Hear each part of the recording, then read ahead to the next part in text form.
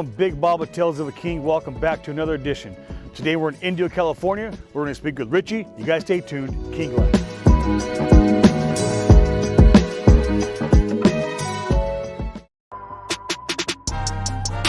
When you have your own business, then having to go to work for somebody else.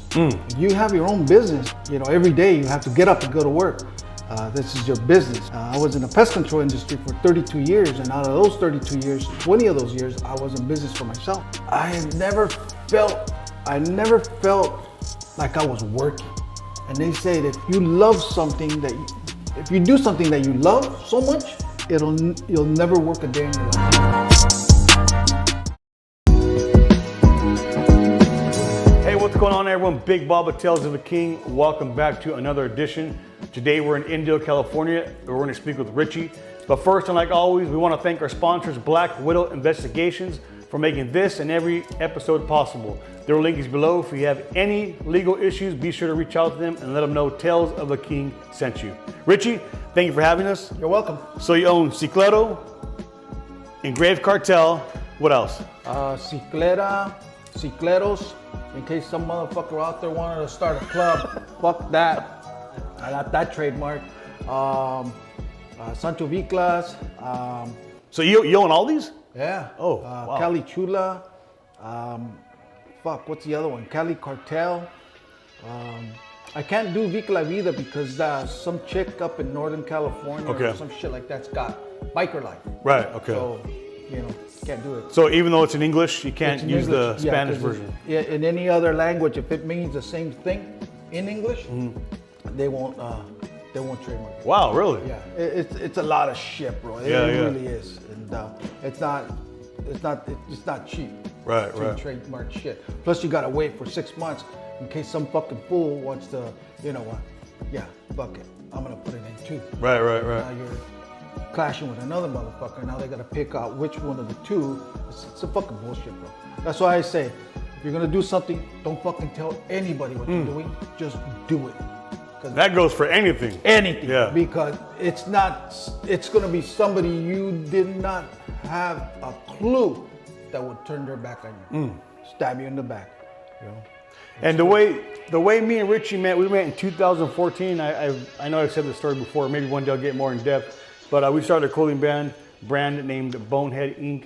And Richie's one of the first guys who's been doing it way before us. And he's an inspiration to myself, along with some of the other guys who've been doing it before us. But I do consider myself part of the old school clothing brand because I did come from the old school generation.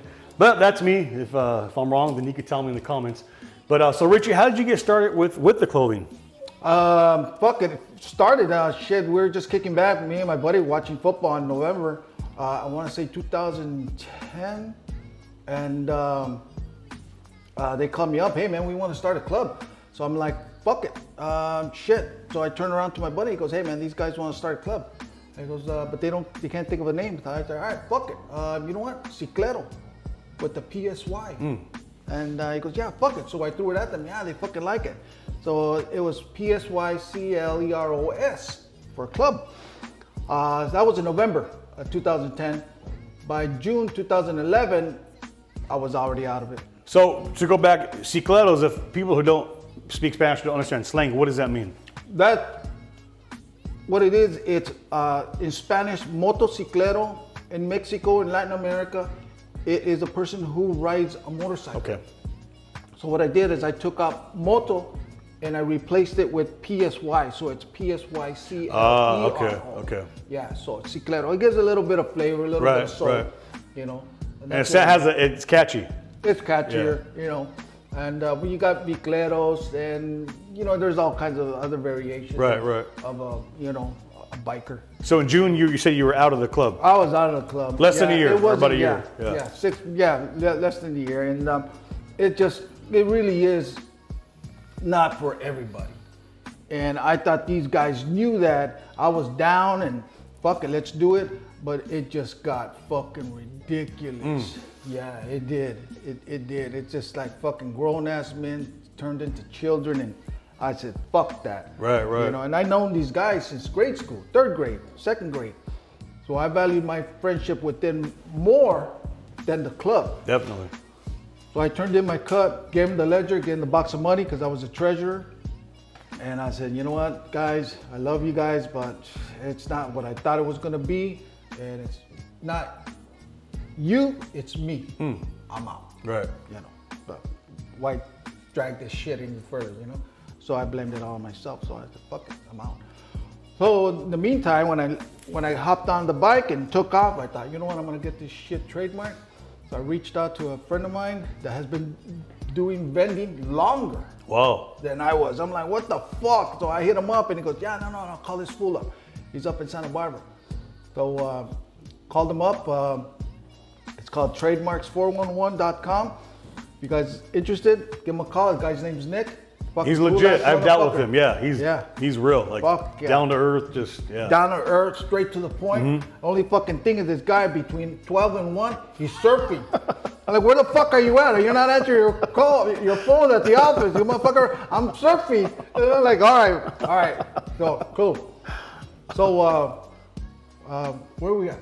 We're talking about you trademarked it and you got a hold of them and stuff. Yeah. So trademark it. Didn't tell anybody. Until I did all 3 of them, Ciclero, Ciclera, and Cicleros, one right after another. Boom, I got their certificates. 1 month after the next month, after the next month, and boom, and I have them, you know. But it's not that hard to get it done. It's harder to keep it. Because between the 5th and 6th year, you have to show that you're still in commerce, still selling this shit. Oh, really? So you have to put labels, your label, where the shirt label is at. Cut that off, put it on there, display where you're setting up, take pictures, send them up to. So you just can't own a name, but you have to actually keep. Yeah. I didn't know that part. You gotta keep it maintenance. Yeah. So obviously you kept writing after you left the club, and you kept. Yeah, I kept writing. You started the brand, or? Yeah, I started the brand, and next thing immediately, or was that something that came later after you left? As soon as because before even I received the certificate from the United States, I was selling shirts. Oh, okay. I was going up to LA, buying a ton of shirts wholesale. Fucking bought an iron. I bought a plotter and started cutting shit out and iron it here, and start selling it. So I started taking my bike to do these shows, to draw people in, and it was good, man. Yeah, I love it. And you guys, if you ever seen Richie soft, the other thing is immaculate. And you ride it, right? That was your. This is my ride. One day I got up. I'm like, fuck, I can't go to sleep, babe. And he goes like, you know what? Fuck it. Hop on your motorcycle. All right, fuck it. Let's go. 4:30. Shout out to Ventura. Really? Like, fuck it. I'm just gonna ride. I just rode, bro. I'm like, fuck it. That's a mission from here. Yeah, fuck yeah, it is. Yeah. So I rode out, and I just had a t-shirt. Because it was June. Right. It's fucking hot as fuck. So I get up there. I come down to 101 and he hit you? What? Fuck, it was cold as fuck, bro. So I stopped at Walmart, got a jacket, put it on. I walked out, it's fucking sunny. What the fuck? All right, fuck it, it just so happens there was a car show, bike show. Okay. So I just stopped there, hung out all day there, and fucking hopped back on, and came back home. Yeah. It was a ride, but it was fun. Looking at that bike, I wouldn't think you ride it. Yeah. No, dude, that thing is stupid beautiful. It's aside from the engraving, everything's chrome. Right. So if it wasn't engraved, it's still chrome. Just like any other.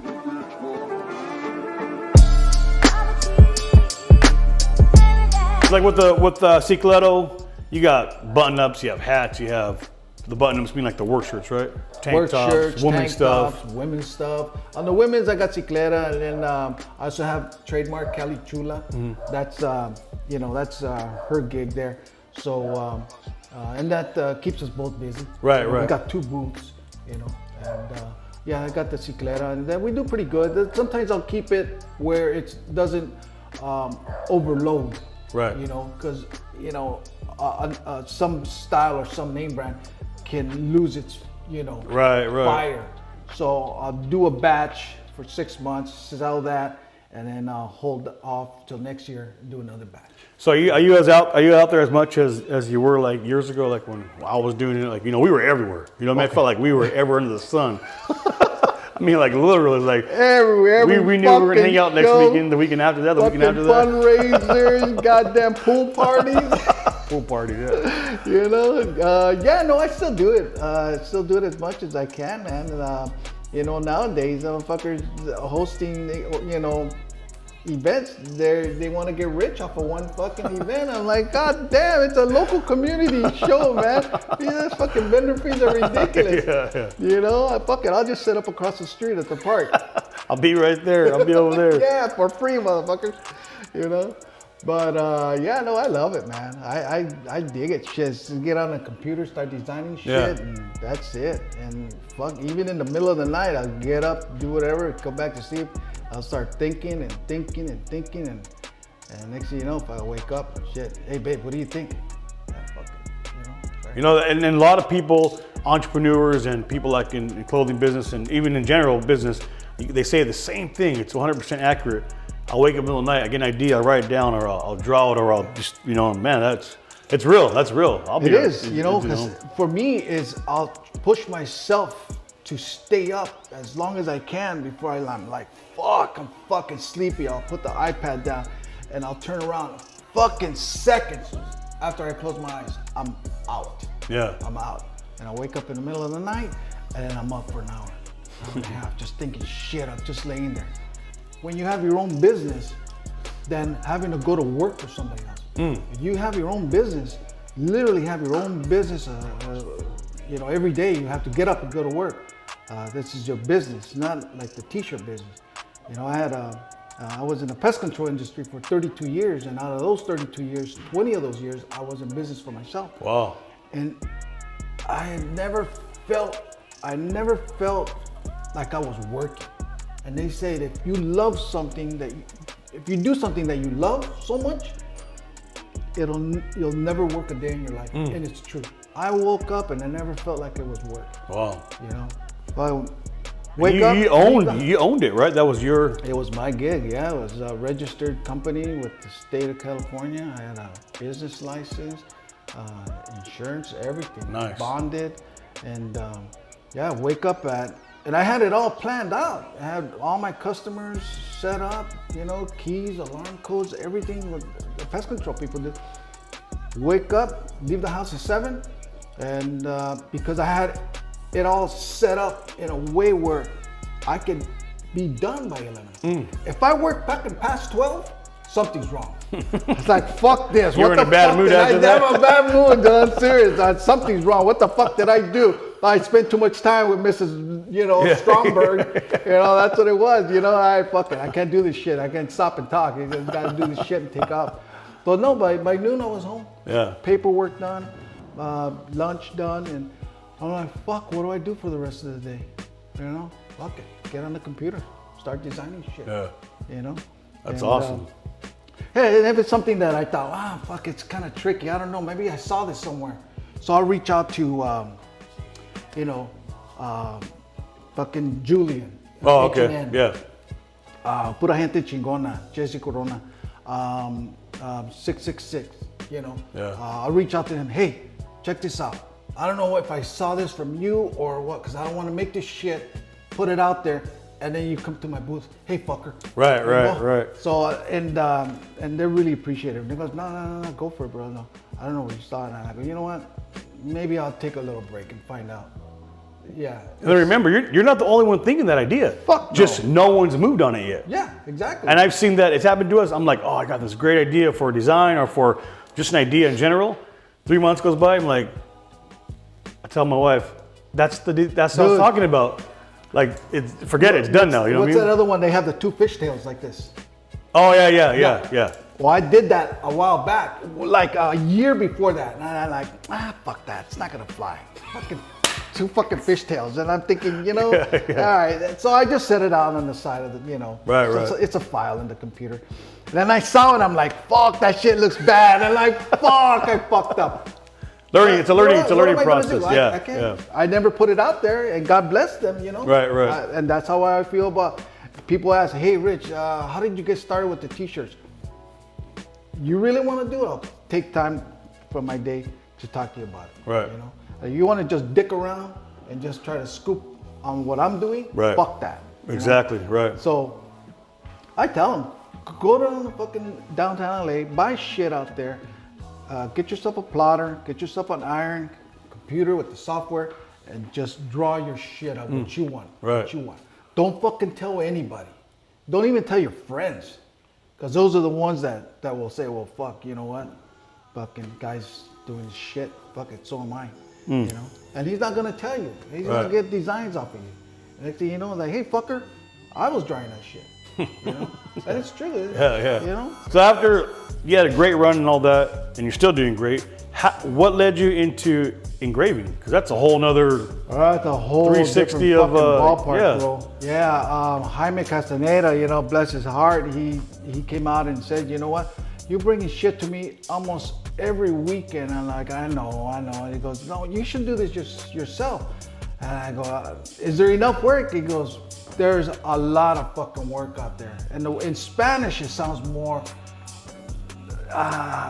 heartful, you know, and more serious. Everything in Spanish sounds more dramatic. truthful. Yeah, exactly, you know.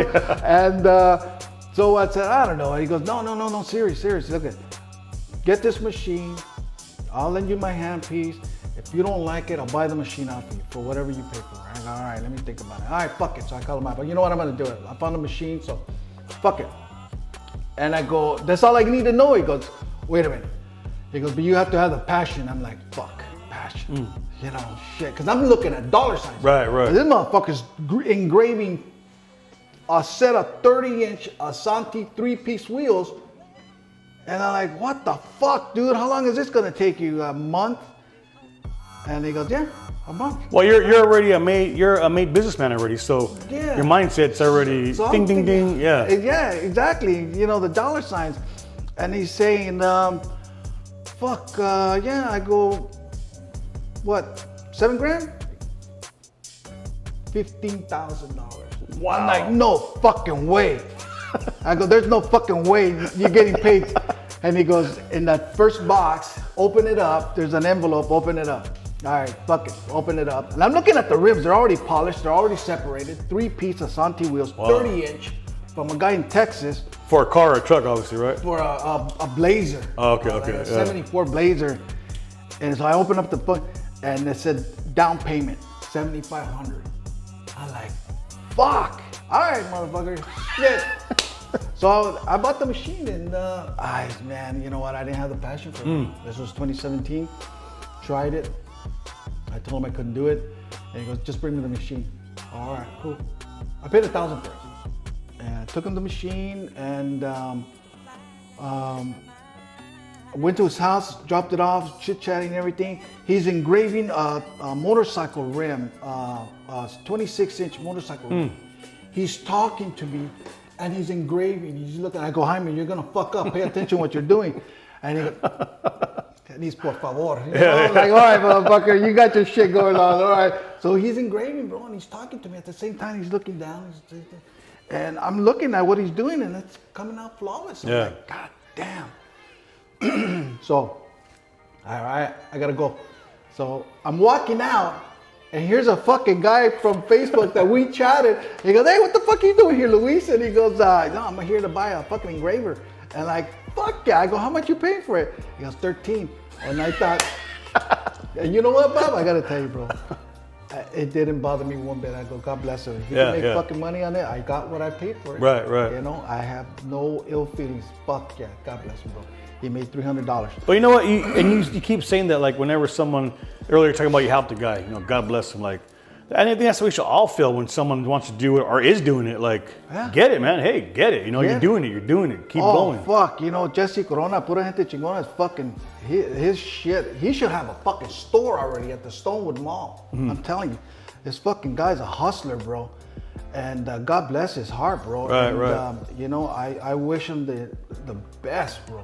You know, as he just started, what, 2 years? 2 years, maybe, I'm not sure, I thought it was last year, but damn, time flies. I don't know if you're watching, Jesse, let us know. I mean, he's got like fucking 100 designs out there, and like, fuck yeah. And, you know, chit-chat with him, fucking cool-ass, down-to-earth motherfucker. Yeah.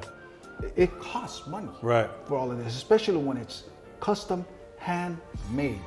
That's totally different. Right, right. You put the shit in the fucking press, and then 100 feet down the road, it comes out this way. That's different, you know. But you know, handmade shit is gonna always cost more. But so when I tried the engraving, you know, I couldn't do it, and so I sold the machine.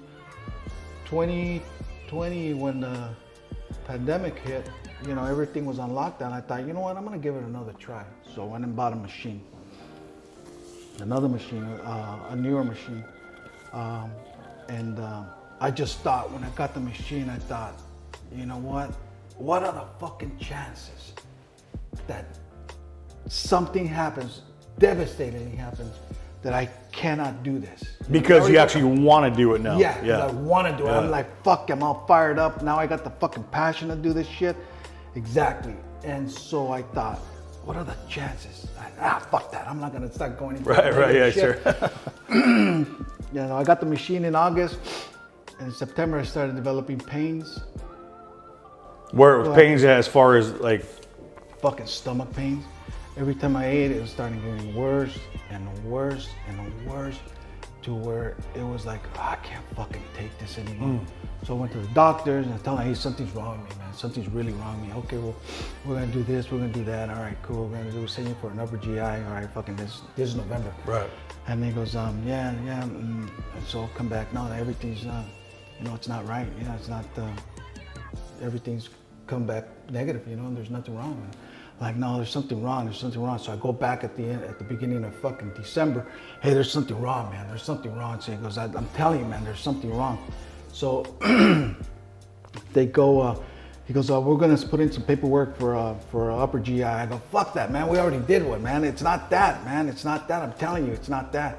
And he goes, yeah, well, you know, and so I just thought, I gotta tell this fucking guy, the doctor, it's not that. It goes, it's not that, man. It's not my fucking throat. Right, it's right. in here. You got to do something about it. So he lays me back, fucking starts pushing down. He goes, you know what? Your spleen's enlarged. It's swollen. And he goes, you know what? There's something wrong. And I'm like, fucking blew up. Yeah, man, I've been telling you, something's wrong. Something's wrong. He goes, all right, we're going to send for an endoscopy. Fucking the end of December, did an endoscopy. The doctor didn't find anything. Fucking pains, excruciating. By fucking January, it was worse. I'm like, there's no. So literally, the fucking pain way. was literally progressing throughout as It was we're getting trying to find worse. it. Yeah, and I was losing fucking weight. 248, big. And I was, for the last 5 or 6 years before 2020, I was eating healthy, fucking 2 salads a day, a hearty meal to get me through half the day, you know, and no smoking, no sodas for like 12 years. Man, I was doing everything healthy and shit. You know, and look where that got me. You know, fucking sick. And so, and I just started losing weight. He goes, how much weight have you lost? And I go, I was 250, pushing 250. And he goes, 225. He goes, yeah, that's not good. That was within a month time? Wow. And it just started, I was like, fuck, man. And I don't know how I was losing it. You know, everything was just regular with me besides the pain, you know? And so I just couldn't take the fucking pain anymore. And the one night, the pain had me in a fetal position, trembling, sweating, fucking crying with pain. And all my wife could do was just hold me. But she couldn't touch me anywhere else because it was almost like intensify the pain. I don't know what the fuck it was with this. So, you know what? It went away. The morning I got up, 4 o'clock in the morning, I go, babe, take me to Eisenhower. I go, I can't take this shit anymore. I go, this gotta end. So fucking drop me off. I go, just drop me off and just wait in the truck because it was COVID. Right. You know, January 2021. And they took me in. They got me a room. The next day, same doctor that did the endoscopy in December, did it in January, that day. Only this time he went a little deeper. And then I come out, I'm already in the fucking room. And I'm like, fuck, man, I wonder what the fuck they're gonna tell me, you know? And the next thing you know, the doctor knocks on the door. I go, hey, doctor, what's up? He goes, hey, we found the problem. And I go, let me have it. He goes, it's a tumor. I'm like, fuck. Like tumor, like bad tumor or good tumor? He goes, cancer. I'm like, no fucking way, bro. Fuck, I was pissed off. Yeah. That moment right there, every fucking word, bro, was fuck, motherfucker. Everything. Because I was just pissed off. All right, so what the fuck? Because it's treatable. And are we gonna get this motherfucker going? Because, you know, we already waited too long. You already from the first misdiagnosis. Yeah, right. exactly. And so he goes, no. This kind of stuff we don't wait. This is right away. All right. So when you say right away, are we taking like fucking 4 or 5 months? He goes, no. Within a month, you're gonna get all the information. So today's the 30th of January. You're gonna be released tomorrow. And Tuesday, you have an appointment with another doctor. So they're already on, on okay, it. yeah. They're already on it. So when he came to me, he had already all of that stuff. Oh, done. okay. So I go, all right. And so he goes, don't worry about it. It's treatable. You're gonna be okay. And you know, I don't give a fuck. Right. Who it is or what the situation is. But when you got somebody telling you you got cancer, Right. and you're gonna be okay, are they telling you that so you won't fucking fly off the handle and jump out the window?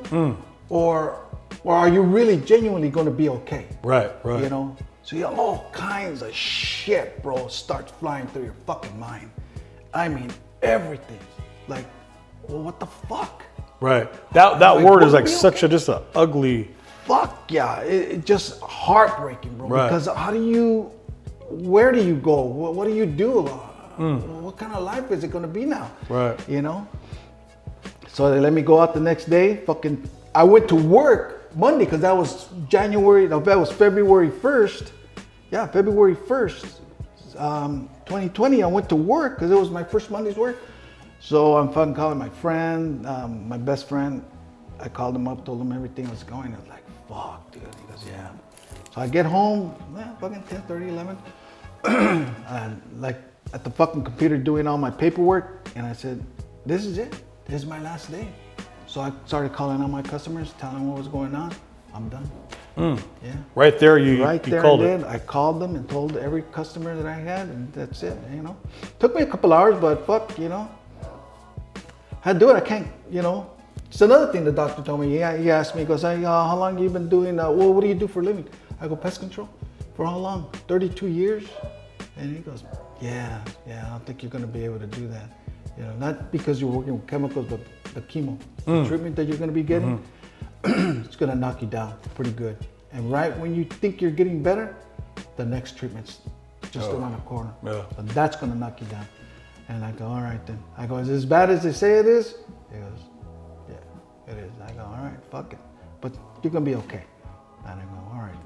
But like I said, even though when they were telling me, I'm like, really? Are you really just, are you just saying that? Right. You know? Oh, fuck, dude. Fucking chemo is a motherfucker, I'll tell you that much. And how long were you in chemo for? I started, that doctor, I went to see the doctor on the 2nd, the day after, February, a couple of days after I was released. And he goes, we got your whole chart ready for you. So right now we're gonna do a bunch of series of tests to make sure you don't have any other diseases, any other issues. We're gonna go all across the board and make sure you don't have any other problems, you know, HIV, all of that shit. I go, all right, fuck it. So I go, where's my first treatment? He goes, March 2nd. I go, all right, cool, right here in Rancho Mirage. All right, fuck it. Why can't we get this anytime sooner? Because we got a bunch of series of tests that we have to do and we gotta wait for all of these results to come back. And I go, all right. He goes, remember now, you're not the only one with cancer. All right, you got me there, doctor. All right, fuck it, suck it up.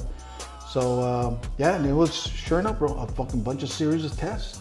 Almost 2 a week. And then the last one was an echocardiogram to make sure my heart's gonna be able to take the shit I'm gonna get. And you know, fuck, all right, cool. That was Thursday, right before the last Thursday of February, and then that following was March 2nd. Wow. I can walk in there, get up there, and it goes, you're gonna take these 2 pills, 100 milligrams of prednisone, which keeps you up it's not like caffeine. It just doesn't allow you to feel tired or sleepy. And I go, all right, cool. Boom, popped them. Fucking pill, Tylenol, and then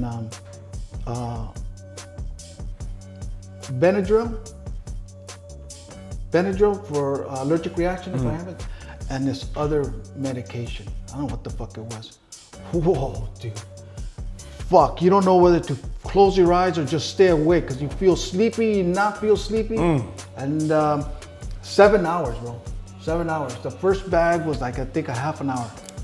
The next bag was 3 hours long. Wow. I'm like, fuck, what am I gonna do? And they're watching, they still have VHS tapes. You know, and I'm looking around, I'm like, I hope none of this shit's used that they're putting in me, you know? And then they brought out this little red bag.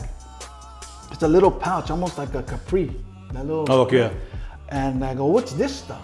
And he goes, this is the crazy shit right here. This is the one where we have to sit in front of you and make sure that it's going into your veins. I go, what do you mean make sure it's going into my vein? I mean, he goes, because sometimes it can leak out into your flesh and then it'll start eating up your flesh. I'm like, God damn. I go, and my vein is okay? You want to be? Yeah, because this shit's going to my vein. He goes, no, the vein's okay. It's just that your flesh, this stuff would start eating your flesh. And he goes, this is the poison. For lack of a better word. Right. The way to describe it, this is the poison. I go, all right, fuck. All right, fuck it, man. Dude, after I'm done, fucking, I get there at 8. I'm leaving at 3:30. I didn't even know what the fuck to feel, bro. It's just a crazy fucking feeling, man.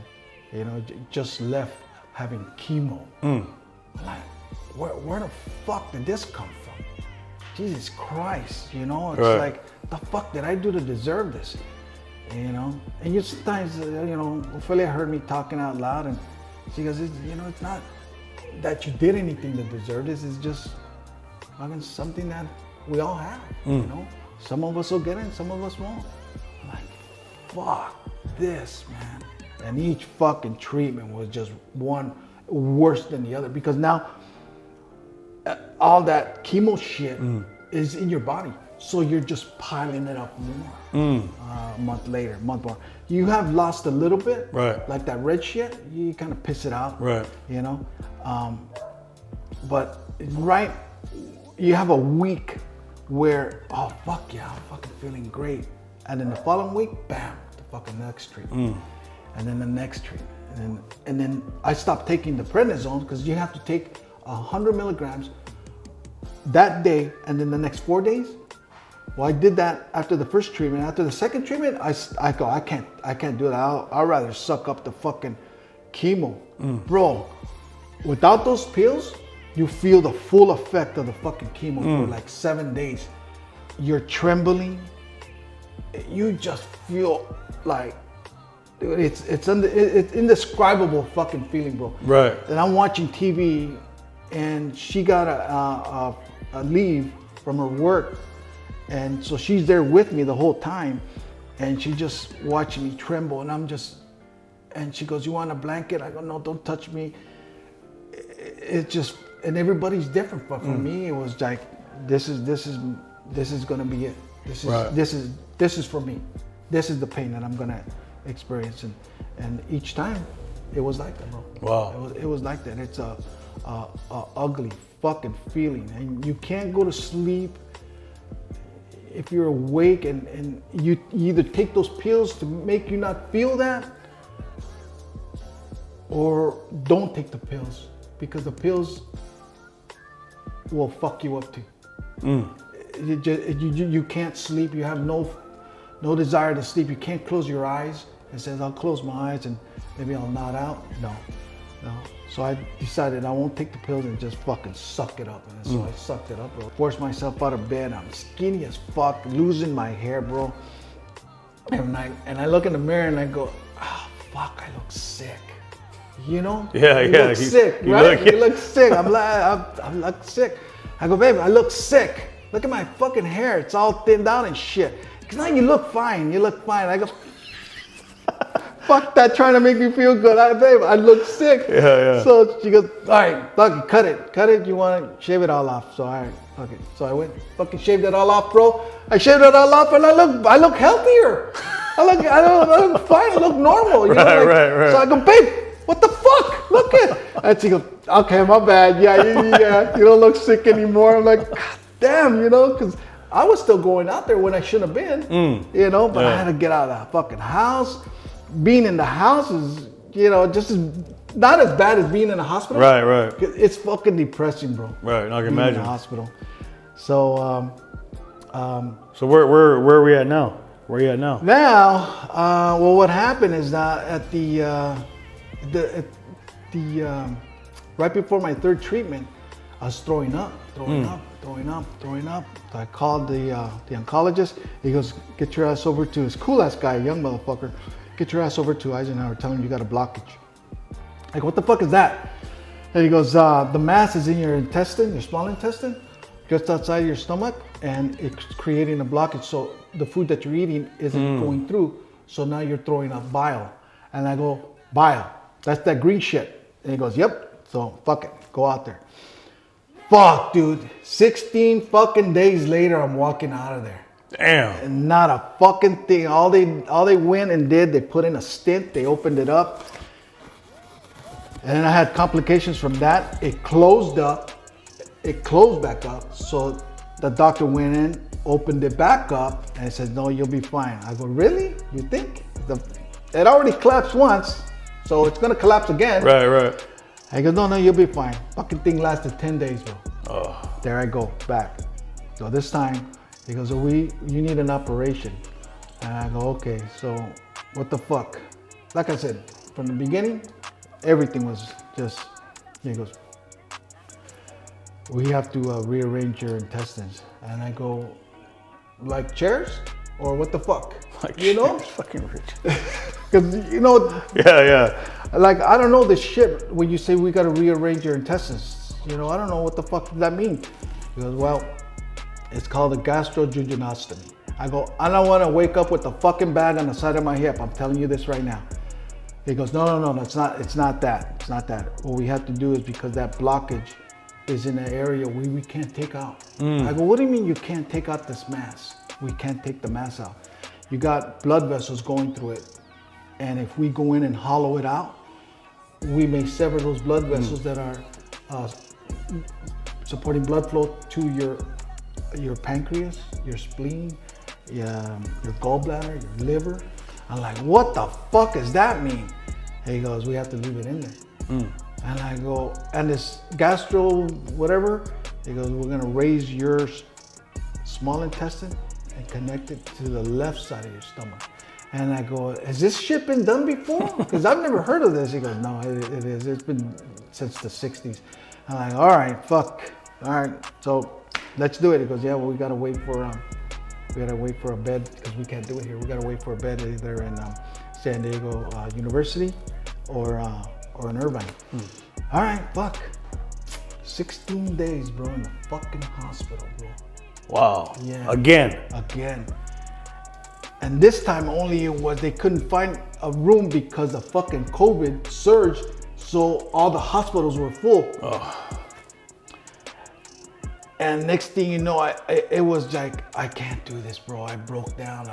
So one of the nurses heard me, and she came over and she just stood there talking to me, you know. I thought, I can't do this anymore. I'm fucking bawling. I want to get out of here. I want to get this done. You know, I don't know what's taking so long. You know, there's got to be other hospitals like this, right, where they have COVID patients separated. You know, and bro, that's Saturday. Fucking Sunday, they must have made phone calls after she talked to me. Fucking Sunday, that Saturday night, midnight, fucking wake me up. All right, we got transport. I go, where the fuck are we going? I go, we're going to UCI. They got a room for you over there. Wow. And fuck it, September. Last year, September. Late August. So I get over there. Early September. Get over there, and this is already in the morning, 3 o'clock in the morning. So I crash out, wake up. It's a fucking surgeon. 3 kids, young motherfuckers. Yeah. Hey, we're just letting you know we're gonna do that surgery tomorrow. I'm like, tomorrow? Today's Sunday. He goes, tomorrow's Labor Day. He goes, yeah, no, yeah. I goes, you guys don't take Labor Day out? There's no, no. There's always gonna be. There won't be no doctors here this week. This there's Monday. always gonna be a team of surgeons for everything. Right. All the time, 24/7 at the hospital. I go, all right, fuck it. So they did it, bro, on Labor Day. Wow. And it took a while for me to adjust because I was still throwing up. And it happened the 6th, and I was still throwing up. And I'm not telling you, I'm not like throwing up like I'll throw up and then that's it. No, bro. The fucking throwing up, bro, can start from 4:30 in the afternoon to the next fucking day. Oh, man. Every 30 minutes, bro, I'm fucking puking green shit, bro. And so I told the doctor, I called the doctor up, hey, I'm still throwing up. How long has it been? I go, it hasn't stopped since September 6th. And like, what the fuck? You need to go and to urgent care and tell them that you're dehydrated. And I go, are you dizzy? I go, well, yeah, now that you mention it, yeah, I am. And lightheaded, dizziness, yeah. What color is your urine? Like dark yellow, yeah, you gotta go. So fucking go, and they already got the phone call, so they took me right in. They hooked me up 2 liters of hydration, and the doctor could see that I was fucking crying. My eyes were all red, bloodshot, and puffy and shit. And the doctor goes, hey man, what's going on? So I fucking told him everything. He goes, give me your hands. Big fucking doctor. Yeah. He goes, I'm gonna pray. Let's pray. All right, let's pray, man. So I prayed, good 3-minute prayer. I go, all right, thank you. That was the 20th. I came home, Ophelia picked me up, came home. Babe, you wanna eat? All right, fuck it, I'll eat. I know what I'm gonna do. I'm gonna fucking throw up all night. I'm already doing it now. So, fuck it, I ate. I fucking went and laid down, bro. And I didn't wake up to throw up. Wow. Yeah. At all since that day. And bro, all they gave me was hydration. So that's not gonna take care of why I'm throwing up. So I'm telling you, I tell this whole story and he goes, what do you think it is? I go, the prayer, dude. Power of prayer, huh? Yeah, there's no other reason. There's no other fucking reason why I should have stopped throwing up. Wow. Because I've been throwing up all this whole time. Right. And the prayer, Right. because the hydration doesn't change anything, And so I gotta chalk it up to the prayer, man, because since then I have not thrown up. Wow, that's awesome. Yeah, so I still have my days, Right. So Are you cleared or are you? yeah, I'm in remission as Awesome. of July 26th. I just got a PET scan last week. I did some blood work yesterday because now every three months I gotta get checked up. Okay. Make sure the shit doesn't grow back. After 2 years, then it'll go to every 6 months, I think. Okay. And then after like 5 years, it goes to once a year. Because within the first 2 years, that's when it would come back. Right. I Wow. said, all right then. So, but if you ever have any fucking pains or anything like that, doctor was cool, And so I asked him, I go, what about that red stuff, that poison? He goes, yep, the poison? Yeah, no, it's gone. It's already gone. It's already out of your body. I go, all right then. Another question. I tend to forget shit. He goes, oh yeah, that's common with the chemo. And I go, but I mean, shit that I just like, if I talk to you and I go, hey, what did the doctor talk to you about? I can't remember. He goes, yeah, it's common. Wow. It's common. So, I go, all right, so fuck. So sometimes I'll talk to you about something and I'm like, what the fuck were you talking about? That's bad because I'm gonna be like, I don't know. Yeah, I'm it's gonna be already like, I bad. don't I'm know. already like that before. Now you're even worse, Right. So, but after the third treatment, I went and bought another machine because after I was diagnosed with cancer, I sold it. Fuck it. And I said, I'm gonna start selling all kinds of shit. And I was fucking selling shit cheap. Yeah. And my buddy, he goes, hey, why are you selling it? I goes, you know what? I gotta be ready for this, bro. I gotta be ready for this because I don't know if, and I don't want the family to deal with this shit. I don't want motherfuckers coming over here and lowballing them. So let me just sell all this shit the way I want to. Right. Cheap, you know. He goes, well, and you know, I give him stuff. I get in my fucking moves. You know, when you see my garage, I'm tired of seeing this fucking thing here. All right, you want this? I had a fucking sprayer I only used twice. Wow. A paint sprayer? Yeah. I want this motherfucker out of here, bro. You want it? Here, it's yours. He goes, well, you already know. If you need it, it's here. So I borrowed it. I fucked up the hose, bought a new one, gave it back to him. So after the third treatment, I found out I was getting better. Okay. And I went and bought another machine. And just started going at it full blown, just fucking day and night. So you already began. And this time I had the passion for it. I'm like, fuck yeah, and, you know, I'm getting better now, and now I'm gonna start engraving. So I started engraving, and then I started noticing that it was just engraving. I wasn't drawing it out. So next thing you know, I'm like fucking 2 months now, just learning how to draw the filigree.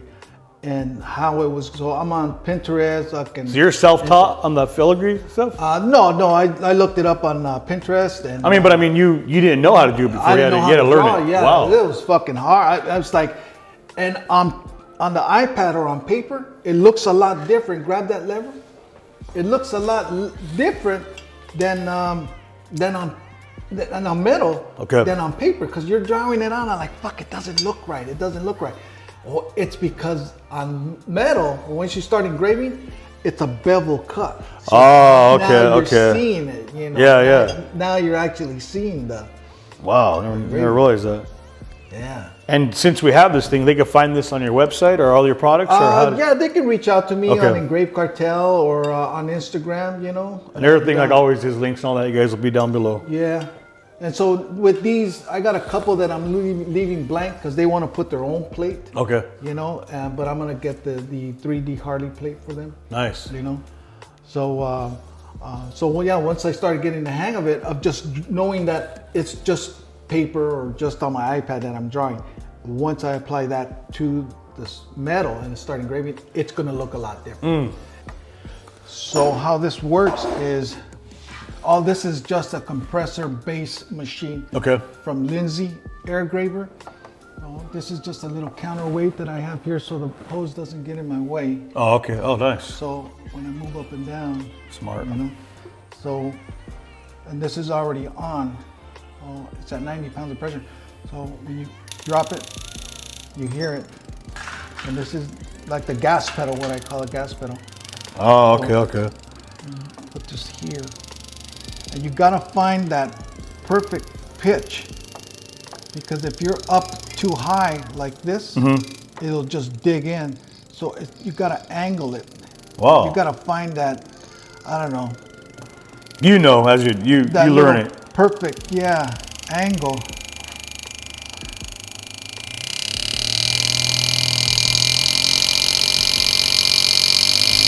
Push the gas engraver, pedal. push this down, the gas pedal, and at the same time turn this, so then that way you get a clean radius. Otherwise, you'll be like this. Oh, turn this way, okay. then that way. See? So, and but once it's all done, you know, you really can't tell from this one line. But once all the lines are carved, then you'll see the light shine off the bevel. Now, if you do something like that, like say you mess up, like you did on purpose, but is that fixable, or is that pretty much, that's done, right? It's done. Them guys, Jesus Christ, he got a blank piece of metal like this one here. I sent it to him. I go, hey, do me a favor, can you engrave it? He goes, yeah, sure. He puts it on his vise, I don't know, and he screwed it down, and he just started engraving. Yeah. Nothing drawn. Wow. I'm like, what the fuck, Daniel? He goes, yeah, no, I don't need. I go, okay, no, I don't, you know, cool. But, you know, this is what it looks like once it's all done. This is stainless steel. And this is harder than a motherfucker to engrave. I don't care how good you are, but stainless steel, you'll get the fine lines. When you're talking steel or aluminum, it's a lot different. You'll see more detail on the pieces. Awesome. So, but there it is, you know. Sticking with this and my t-shirt sales and, you know, all of this stuff. Right, over here right. too, you know. Engraving. You Well, know? thank you, Richie. I appreciate it, man. You're welcome. True inspiration, business owner, 32 years in the pest control. Pest control industry. I sold it when they told me I couldn't work anymore. I said, fine, I'm cool with that, you know. And you know, by the grace of God, you know, we did some good financial planning, and you know, here I am. Clothing brand owner, engraver, cancer survivor. Cancer survivor. Shit, now I gotta look over my shoulder for this motherfucker for the rest of my life now, you know? Yeah, you get Fuck it. it, I'm here, Right, that's right. you know? True inspiration, all of us, man. Thank you. Yeah. We hope you enjoyed this episode of Tales of a King. We'll talk to you soon. King Life. Thank you.